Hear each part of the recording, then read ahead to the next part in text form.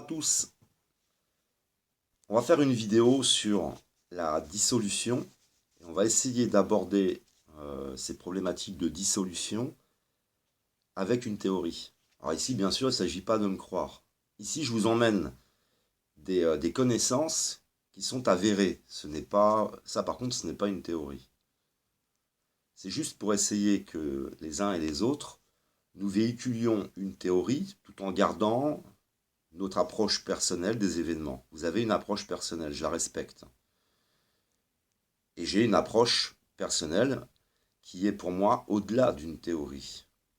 Mais ça permet de ne pas, si j'ai raison, subir les événements, mais plutôt d'accompagner les événements.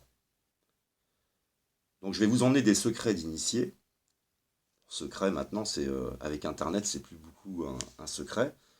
De nombreuses personnes commencent là à arriver, à mettre les choses en place, à en parler. Quand on parle de dissolution, donc on peut parler d'une dissolution individuelle que j'ai vécue, j'en témoigne depuis des années, qui est connue par les initiés et les différentes initiations, puisque ces initiations, vous les retrouverez dans l'Égypte ancienne, ensuite dans le judaïsme, avec deux grands personnages, vous avez le roi David et vous avez Salomon. À chaque fois, il y a des dissolutions, des invasions, et c'est la fin d'une, entre guillemets, civilisation. Donc c'est parti de l'Égypte ancienne, cette dissolution. Elle a été dans le judaïsme, elle a été dans l'islam, avec le prophète Mohammed, qui va vivre le processus d'individuation lui aussi dans une grotte. Ça va remonter. Après, vous avez le Christ, on parle de la grotte, etc. Donc il y a l'approche des profanes, les profanes qui détruisent tout. Et puis il y a l'approche des initiés. Et puis tout ça va s'exprimer dans toute l'histoire de l'humanité, dans toutes les régions du monde, avec des traditions toujours différentes, puisqu'on parle d'un processus qui est une prédisposition humaine. Tu peux vivre donc ta mort, ta dissolution, ta mort, ta renaissance, individuellement, mais aussi collectivement. Vous l'avez par exemple, je vous ai mis ici, voilà, ça c'est le symbole du taoïsme, et qui parle aussi de l'équilibre. Ces deux symboles veulent dire à peu près les mêmes choses, c'est pas exactement les mêmes choses, mais c'est à peu près les mêmes choses. Chacun après utilise des symboles, des repères visuels, qui permettent de retransmettre ce processus d'individuation. On va parler de l'Arc du Triomphe, on va parler d'un certain nombre de choses ici, et d'une période de renaissance. Il y en a une il y a 500 ans. On est donc, si on avait l'approche eschatologique qui fait très peur à ceux qui ne sont pas croyants, parce qu'il y a beaucoup de personnes qui sont dans la croyance, qui ne sont pas dans la connaissance. Quand ils approchent cette problématique d'eschatologie, ça devient de la magie, ça devient de la croyance, c'est de la culpabilité, ils te font peur, on va vivre le jugement dernier, etc. Voilà, il y a une autre approche. Et je voudrais en discuter un tout petit peu avec vous pour que vous véhiculiez cette théorie, non pas y croire. Moi, j'y crois. Mais après, vous n'êtes pas obligé d'y croire, mais être attentif à l'actualité, par exemple. Parce qu'on parlera à nouveau de Benji, de décodage et perspective. Et puis s'asseoir un petit peu dans cette théorie, si elle vous plaît, si elle vous paraît cohérente.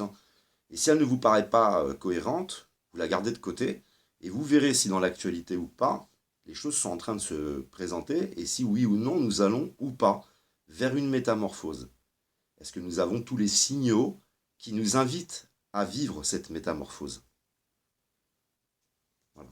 Sachez que de mon côté, que si on ne me croit pas, ça ne me dérange absolument pas, ça ne m'empêchera pas de vivre. Je vous ai fait ici des symboles. Vous voyez, vous avez l'Égypte ancienne, vous avez Chou et Tefnou, qui sont à la fois deux gardiens et deux piliers. Vous avez au centre le soleil. Et là, c'est passer de l'ombre à la lumière. C'est vivre ta métamorphose. On parle du processus d'individuation. Ensuite, ça va être le roi David, où là, on parle de rédemption. Toute son histoire parle de rédemption et du processus d'individuation. On a toujours Dalet, les portes. C'est la même chose que Chou et Tefnou. Avi veut dire le soleil. Donc, vous tapez Avi, vous verrez que ça veut dire le soleil. Ensuite, c'est retransmis à Salomon. Et là, on passe vers les deux piliers, Jakin et Boz. Et là, on est encore de passer de l'ombre à la lumière. Si vous reprenez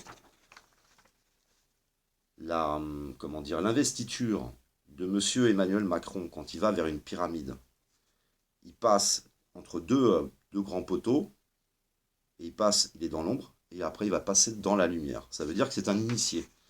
Alors attention, hein, moi je ne suis pas Je ne suis pas de ces initiés-là, hein.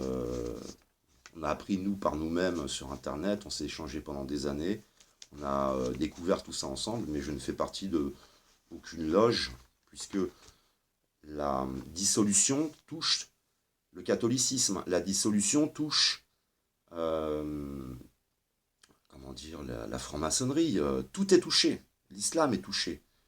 Une dissolution, elle est complète. Toutes les organisations sont touchées. Organisation spirituelle, organisation financière, organisation politique, tout est touché en profondeur. C'est la déliquescence, c'est la dégénérescence complète. Donc, je n'ai aucun intérêt à aller dans une loge, par exemple, où on y fait de la spéculation. On n'est plus que là que pour faire connaissance les uns et les autres, avoir une empreinte sur la politique, en arrière-plan, et toutes les organisations occultes, en fin de compte, sont des initiés, hein. Vous allez retrouver ensuite sur les églises et les cathédrales, le 101, toujours. Et vous avez l'arc du triomphe. Quand le soleil est au centre de l'arc du triomphe, vous avez le 101. Là où Emmanuel Macron va faire un rituel, on est dans Orient-Occident. Donc il y avait Vladimir Poutine, je l'avais expliqué, c'était le 11. 11 à 11h. 11 pour le 101, puisque c'est un 11, en fait. Quand le soleil vient se mettre au centre, on a le 101. Le 11 à 11h, on a tout un rituel initiatique du rassemblement entre Orient et Occident avec Vladimir Poutine et Donald Trump. Et là, Emmanuel Macron nous appelle son mouvement En Marche. On se met en marche pour passer de l'ombre à la lumière et aller vers le nouveau monde. Bien sûr, une approche de personnes qui ne peuvent pas vivre, je l'ai expliqué le processus, si tu as des problématiques narcissiques. Alors, je vous avais présenté le livre Les 12 travaux d'Hercule, de Luc Biget, La voix du héros, pour vivre ton processus dans l'approche mythologique, puisque là, je vous parle d'initiations différentes, qui se sont un peu influencées les unes et les autres, mais vous avez dans la mythologie les 12 travaux d'Hercule. Hercule, il va tuer ses démons, il va vivre sa métamorphose. Hercule est un héros vis-à-vis de son processus, et ensuite va s'engager dans la vie, va sortir de sa zone de confort. C'est-à-dire que ce phénomène s'est exprimé vraiment dans toute l'histoire de l'humanité et dans toutes les régions du monde. Et là, on est en train de le vivre collectivement. Donc, on a à chaque fois, vous voyez le retour. Pourquoi je vous ai choisi cette image et cette vignette? Parce qu'on est devant l'arc du triomphe, on a des gilets jaunes, et tous les symboles que véhicule le jaune, c'est le soleil, le jaune, c'est l'éclairage, c'est la poste, c'est ce qui communique, c'est ce qui crève les yeux. On a le panneau dissolution. Et ce panneau dissolution, si vous tapez gilet jaune dissolution, vous en trouverez plusieurs. Alors il y en a, ils ont écrit des textes, mais il y a toujours le mot dissolution qui est là. On retrouve dans les travaux de Benji, donc Décodage et Perspective, qui est un site de recherche qui ne s'intéresse pas à enseigner aux autres, mais qui cherche des choses dans l'actualité, des récurrences de dates qui sont liées par exemple au calendrier franc-maçon. Vous avez des dates, des symboles qui ressortent. Vous avez l'apparition de nombreux roues qui sont à l'origine de petites révolutions, comme la personne qui était à l'initiation, en fin de compte, du mouvement de la police qui s'est suicidé, c'était une rousse. Vous allez avoir des roues un peu partout. Le roux, c'est le feu, c'est la personne qui pousse. Le feu est essentiel dans tout ce processus. Et donc le 101, vous le retrouverez dans de nombreuses architectures, dans de nombreux endroits, comme par exemple, vous pouvez avoir, quand il y a de l'eau, souvent quand il y a de l'eau, vous allez avoir les barrages, par exemple. Vous allez avoir de nombreux 101 sur les cathédrales, les églises, absolument partout. Et là, vous voyez que tout tourne autour de l'arc du triomphe. Bon, excusez-moi pour la qualité des dessins, j'ai pas d'imprimante, je ne peux plus faire de montage.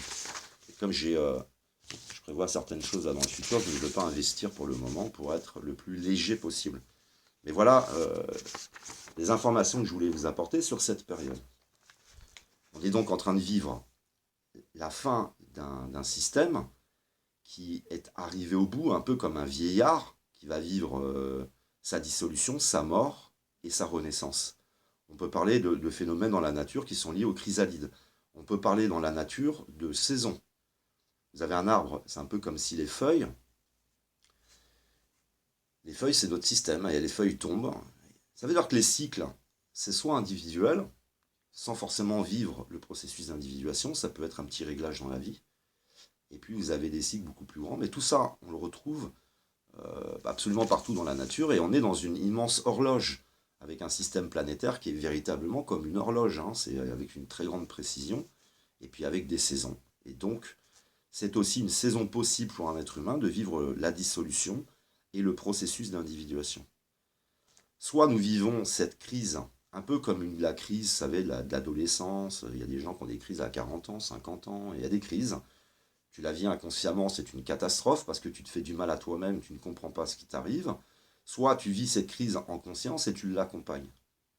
Et on est toujours, si on prend le yin et le yang, par exemple, si on prend, vous avez de nombreuses représentations, vous avez le feu et l'eau. Et vous avez deux points, si vous tapez sur Internet yin et yang, vous allez avoir, vous mettez eau et feu par exemple, vous allez avoir 2 points qui se cognent. Là, on est dans la dualité, on est dans l'inconscience. Et ce qui permet, en fait, là, on est dans le mental. Vous savez, c'est l'impulsivité, c'est la jalousie, c'est le dominant-dominé. On est dans l'animal. Mais après, si tu prends la conscience, passer du mental à la conscience, tu accompagnes cette dualité. Et là, tu es dans la conscience et la connaissance, et tu accompagnes le mouvement. Il y a donc la nécessité, forcément, qui s'exprime par des gens qui sont à la rue, qui en ont marre, qui crèvent dans la rue, des gens qui ont des problématiques financières. Ça va s'exprimer par des problèmes. Une société, elle émet quelque chose, elle fabrique quelque chose et elle émet quelque chose. On a atteint par exemple un record historique, réel, de personnes incarcérées. On sait que c'est 95% de pauvres. Et maintenant, si tu prenais une jeune fille à la maison, elle exprimerait les choses en disant « je veux plus d'argent de poche ». C'est le moment pour elle de vivre une métamorphose. C'est le moment pour elle de se déconnecter de l'inconscient de ses parents, parce qu'on est tous connectés à une même source, à un même inconscient. Tu vis ta crise d'adolescence, tu vas l'exprimer par de l'argent de poche. C'est juste pour dire à un moment donné, écoutez, là j'existe et maintenant j'ai des exigences. Alors, on pourrait dire, ouais, c'est mal, elle parle d'argent de poche. Elle va l'exprimer en disant, j'aimerais bien maintenant m'habiller comme j'ai envie. Ou sortir un peu plus tard. Ou alors faire le métier dont j'ai envie.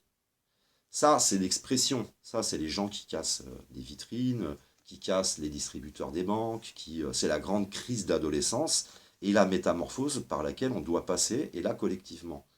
Ce qui veut dire que le processus d'individuation est à la fois individuel, il est enseigné dans toute l'histoire de l'humanité, dans toutes les régions du monde, il est enseigné par le christianisme, par les moines que le Vatican a combattu. On est donc aujourd'hui à la fin à la fois d'un système qui aurait de toute façon été au bout et qui passe à un nouveau plan de conscience, qui passe à une métamorphose, avec une base.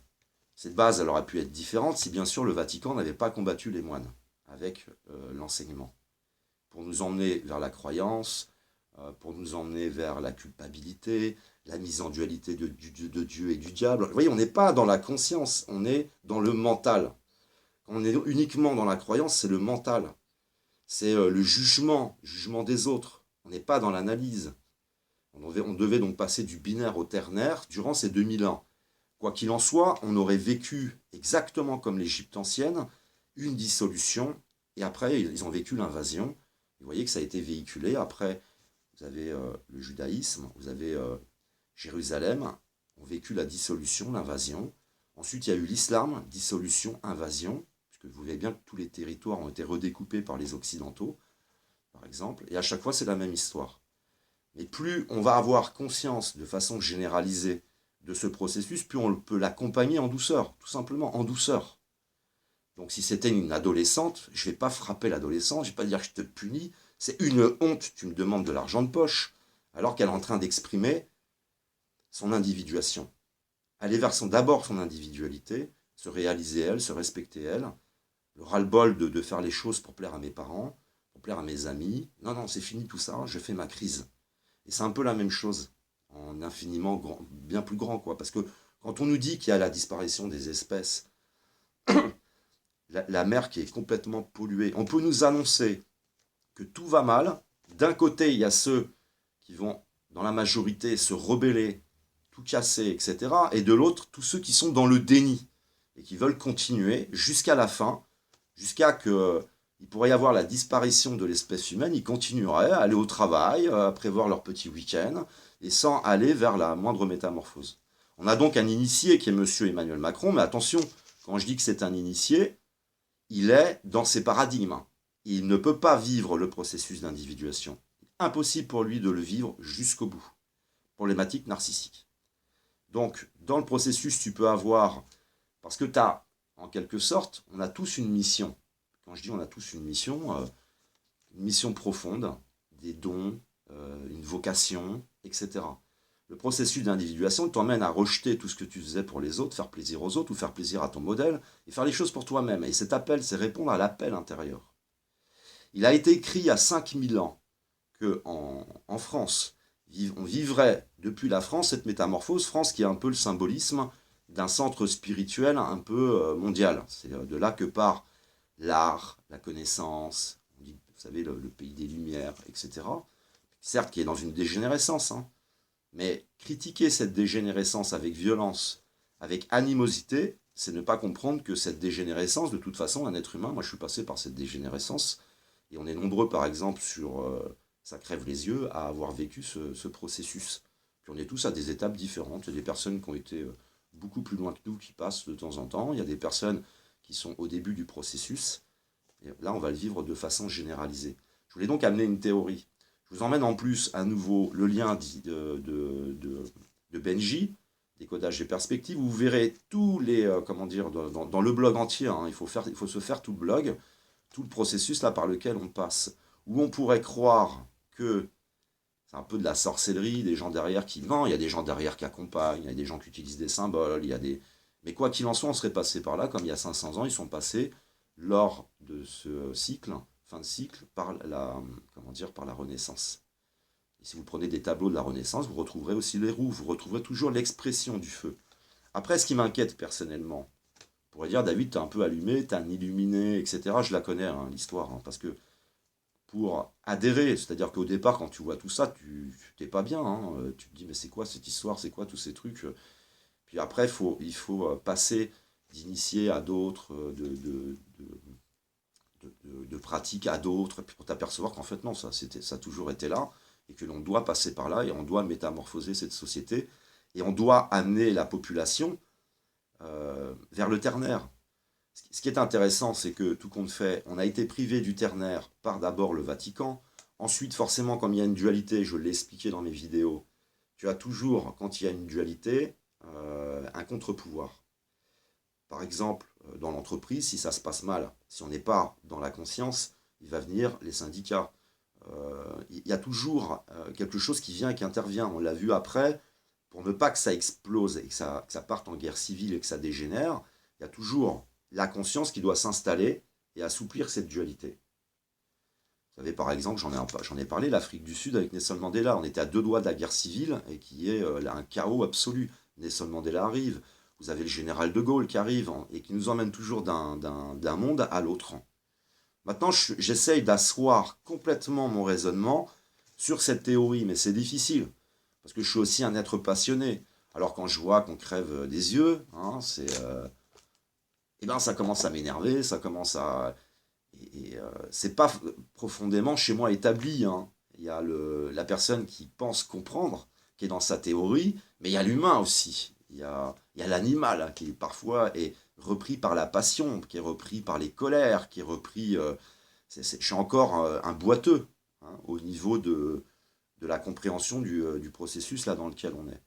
Alors, je le répète, bien sûr, c'est une théorie, mais c'est la théorie sur laquelle j'essaye de sceller mon raisonnement pour accompagner ce mouvement. Parce que si tu es dans la passion, tu vas avoir des idées différentes que si tu es dans la conscience et dans le raisonnement pour accompagner ce mouvement, qui de toute façon va vers quelque chose d'horizontal. C'est-à-dire que ce qui avait été annoncé il y a 5000 ans, ce n'est plus le dogme qui est de l'extérieur vers l'intérieur et qui t'oblige à être dans des croyances, dans de la culpabilité, de la dualité, dans le jugement. Ça sera de l'intérieur vers l'extérieur et de façon généralisée. Est-ce qu'on n'est pas là en train d'observer des personnes qui répondent à un appel intérieur, qui répondent à cette crise d'adolescence, qui ont décidé de tout péter, ce qui participe à la dissolution pour nous emmener à... Maintenant, ce qui m'inquiète, c'est aussi là-dessus que je voulais rebondir, c'est que ce phénomène passe par le feu. Quand tu le vis individuellement, c'est un feu intérieur. Donc tu as le développement d'un feu intérieur, de la carbonisation de quelque chose. Aujourd'hui, ce feu s'exprime par brûler des voitures, Ils ont brûlé des restaurants, ils brûlent des poubelles, tu as le feu qui est en train d'augmenter. Ici, on est bien en train de parler de spiritualité. Ne pas confondre la spiritualité avec le dogme ou la partie de la croûte de l'ensemble des dogmes, puisque au cœur de chaque religion, il y a le processus d'individuation. Ce pourquoi, par exemple, on a de nombreuses personnes qui critiquent l'islam, mais en dehors de ça, vous avez toutes les personnalités qui ont été connues de façon internationale qui ont dit non, non, on s'intéresse à l'islam. Et pourquoi? Parce qu'au cœur de l'islam, il y a aussi le processus d'individuation. Donc ils ont compris tout ce qui était à l'intérieur. Mais si tu mets l'intérieur à l'extérieur, les profanes le détruisent. Ou alors les manipulateurs le détruisent. Les pervers et tous ces malades qui sont par exemple à la tête maintenant de toutes les organisations. Donc on est dans une dissolution aussi par le nombre de personnes. Il y a 7 milliards d'êtres humains. Ce qui veut dire que tout ce qui touche à la sagesse, à la conscience, est dissous. On est dans une telle quantité d'êtres humains, dans un modèle de consumérisme, et j'en passe, ce qu'ont vécu l'Égypte ancienne, puisque l'Égypte ancienne, au départ, le processus était enseigné à tout le monde. Ensuite, il y a eu des castes qui sont arrivées. Il y a eu, ça s'est transformé en société marchande. Ensuite, le processus s'était réservé aux personnes les plus riches. Et on voit comme ça le déséquilibre en train de se former. Et donc la dissolution aussi. De plus en plus de monde. On est dans une société marchande. Ça devient aussi une forme de consumérisme, etc. Et à chaque fois, ce sont les mêmes processus. Et là, nous sommes à la fin de ce processus. Donc, je voulais l'apporter pour essayer, parce que si tu adhères à cette théorie, si tu la comprends, ça te permet aussi de développer des idées, ça te permet d'avoir un comportement complètement différent que si tu subis le mouvement des Gilets jaunes, et si tu ne comprends pas que c'est un éveil. C'est un éveil parce que c'est indiscutable. On a tendance à s'énerver avec ceux qui sont contre le mouvement des Gilets jaunes, mais il y a toujours eu un combat entre les personnes qui sont conscientes et les personnes qui sont inconscientes. Parce que ta conscience, elle s'est établie sur des années, des fois, de recherche, et tu es en train de discuter avec quelqu'un qui n'a pas fait le moindre effort pour comprendre quoi que ce soit. Il y a donc forcément une dualité qui va s'instaurer, et chez la personne, une forme de... Elle va sécuriser les choses parce qu'elle ne peut pas faire ce pas que toi tu as fait. Et comme quand on est dans l'animal, quand on est dans l'inconscience, on est aussi dans l'ego. Donc les problématiques narcissiques font que l'autre, c'est insupportable pour lui de ne pas comprendre tout ça. Sans parler de ça, sans parler d'initiation, de la théorie. Toi, l'effort que tu as fait pour voir les gens qui crèvent dans la rue, les problématiques de pauvreté, où les pauvres maintenant sont en train de se rebeller, ça s'exprime de cette façon. Si tu t'es intéressé ensuite à l'environnement, tu t'es intéressé au climat, tu t'es intéressé à la géopolitique, forcément, quand tu es dans la rue en train de discuter avec quelqu'un qui est contre les gilets jaunes, attention va monter. Tu ne peux pas lui demander de faire ce grand écart d'un coup. Il va résister psychiquement. Il ne veut pas passer pour un imbécile. Et puis, il a tellement dit à tout le monde que c'était les gilets jaunes qui étaient des imbéciles, que pour maintenant changer d'avis, ça va être compliqué parce qu'il s'est engagé des fois aussi dans quelque chose. Il y a une dualité. Quand on parle de guerre spirituelle, ce sont des guerres aussi d'états psychiques qui sont fondamentalement différents et qui se combattent. Tu as la personne plutôt spirituelle et la personne qui est profondément matérialiste. Elle ne va pas supporter le raisonnement de celui qui est plus spirituel. Et elle ira jusqu'au bout, puisqu'elle est persuadée d'avoir raison, elle est dans l'ego, c'est toutes ces problématiques narcissiques. Elle sera persuadée que, et je le répète aussi aujourd'hui, il existe là un mouvement. Il existe en dehors même de cette théorie.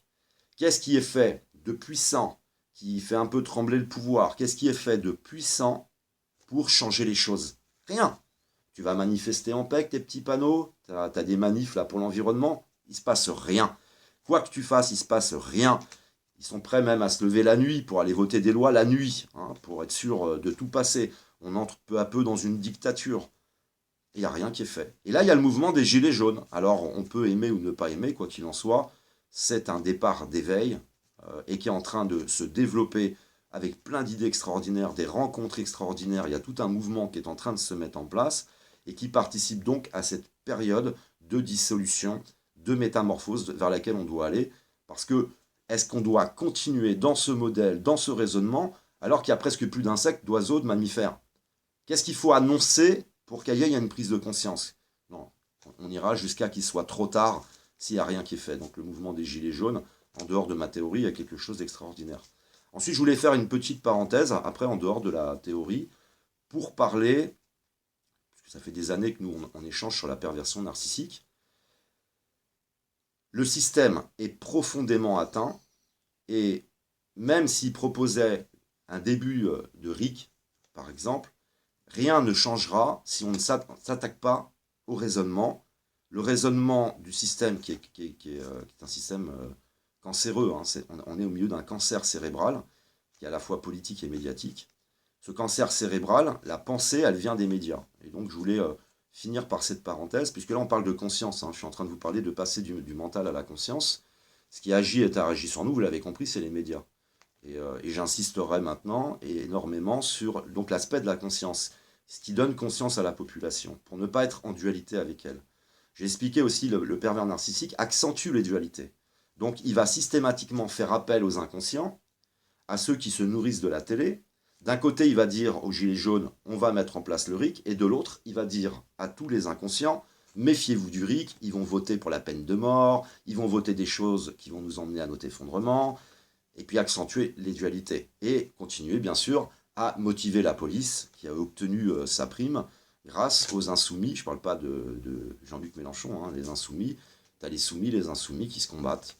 Et ben on accentue les dualités. Le pervers accentue les dualités. Il y a longtemps qu'on aurait pu apaiser les choses, donc par de la conscience, par du dialogue, par de l'acceptation, mais les enjeux représentent des milliards. On est chez des initiés dégénérés qui sont purement matérialistes, et je le redis, M. Macron ne peut pas vivre cette métamorphose, parce que cette métamorphose, tu dois sortir du monde, et tu dois vivre le dépouillement. Je ne le vois pas sortir du monde, il est dans le pouvoir, ce qui a rien de pire pour le psychisme, hein, pour ton état mental, hein, parce que ça agit sur toi. Problématique égocentrique, immaturité, incapacité à se positionner correctement. Je suis de gauche, après il dit je suis de droite, après il dit je suis ni de gauche ni de droite, il ne se positionne pas. C'est des personnes qui n'ont jamais respecté leur position. Il est par exemple marié à une femme qui est une ancienne prof. La prof, elle est là pour protéger les enfants, pour leur enseigner les choses. Elle n'est pas là pour coucher avec. On a des gens qui ne respectent pas leur place. Ils n'ont rien à faire de tout ça. Ils sont dans des problématiques d'ego. Donc je le redis, tu ne peux pas vivre le processus si tu es atteint profondément. Vous avez Alain Soral qui est donc bloqué avec des problématiques narcissiques et de perversion à une étape du processus, dans un délire de mission.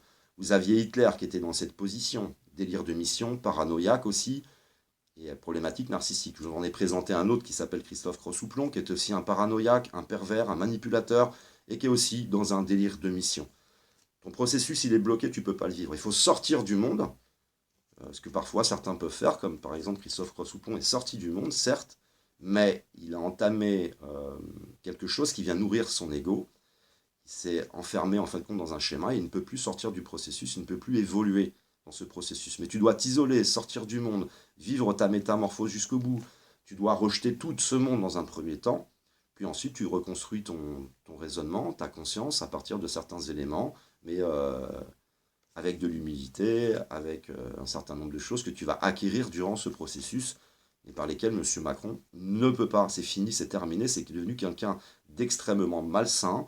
Et je voulais conclure par ça. Ne négociez pas avec des pervers narcissiques en délire de mission. Les images d'Emmanuel Macron qui est en mission, une forme de mission spirituelle.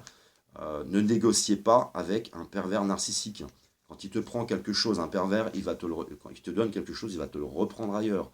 Il va systématiquement te manipuler. Il va essayer de gagner du temps. Quand tu ne fais rien, il va en profiter. Et la moindre de tes actions, il va en profiter aussi. Et il s'entoure de manipulateurs et de pervers. Monsieur Castaner, qui va mentir, qui n'hésite pas à mentir, à nous appeler aussi même des talibans, qui va utiliser la mort d'une vieille dame. C'est de la perversion. Il ne faut pas les insulter de salauds, d'égoïstes, je sais quoi. C'est des PN, MPN, pervers narcissiques. Mettez-le dans votre langage. C'est donc accentuer les dualités, continuer à mettre du feu, mentir, manipuler, gagner du temps. Donc tu ne fais rien, ils en profitent, et tu fais quelque chose, ils en profitent aussi. J'ai donné déjà pas mal d'explications à ce sujet. Bon voilà, je voulais parler de la dissolution, qui est visible, et de façon même internationale, puisque vous pouvez reprendre tous les blogs de l'actualité, vous retrouverez la dissolution dans toutes les organisations humaines. On est vraiment dans cette période-là. Et ce qui m'inquiète maintenant, c'est que elle s'exprime toujours par le feu. Ça peut être ton feu intérieur qui va s'exprimer à l'extérieur, tu vas foutre le feu. ta crise d'ado, tu vas foutre le feu chez toi. Hein, ça peut être symbolique comme ça peut être réel, c'est déjà arrivé. Mais ça peut être aussi un feu, puisque je m'intéresse à la partie eschatologique, ça peut être un feu qui va s'exprimer complètement autrement et par un conflit international si, à un moment donné, on ne met pas de la fermeté à remettre des personnes saines au sein de nos gouvernements, et puis aussi à mettre en place ce qu'il faut en tous les cas vis-à-vis de l'organisation de l'Union européenne, qui est en réalité extrêmement malsaine, voilà, qui nous conduira dans un feu généralisé elle aussi si ça continue. Et je voulais vraiment parler de dissolution et vous dire voilà dans quel état d'esprit je suis, ce que je pense. Je ne vous demande pas de me croire, ça peut être véhiculé comme une théorie, et puis après peut-être qu'au fur et à mesure de l'actualité, vous verrez que cette théorie est en train de s'appliquer. Ensuite, pour ceux qui se disent tiens ça m'intéresse, me croire, c'est s'intéresser.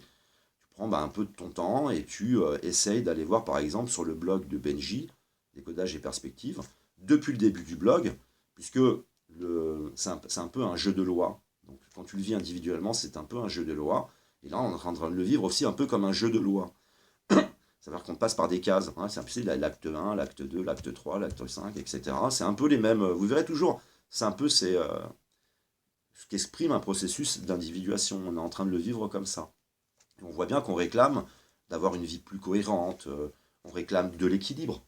Donc là, on a l'équilibre. Là, on a l'équilibre. On réclame tout simplement. Ça veut dire qu'on a tendance à réclamer des choses, des fois, on n'est pas capable de mettre tous les mots dessus, toute la compréhension dessus, mais c'est pas illogique ce qu'on est en train de réclamer. On est en train de réclamer la métamorphose de cette société. Voilà. Et ben, ce que tu peux vivre individuellement, là, on le vivra collectivement.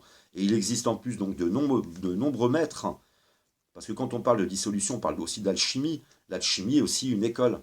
Donc vous avez Patrick Buren-Stenas, par exemple, si vous vous y intéressez, parce que moi je ne suis pas maître, je suis un cobaye. Je suis comme un cochon d'Inde, vous savez, dans le laboratoire, qui vit les trucs, mais je ne suis maître d'aucune école. Après, j'essaye de repartager. Vous avez Luc Biget, qui est vraiment intéressant de ce côté-là. Et puis il y en a d'autres que vous avez partagés, je vous invite à les mettre dans les liens, pour ceux qui tomberaient sur la vidéo, pour essayer à la fois de se comprendre soi, de comprendre les autres, de comprendre ce mécanisme universel par lequel on est en train de passer.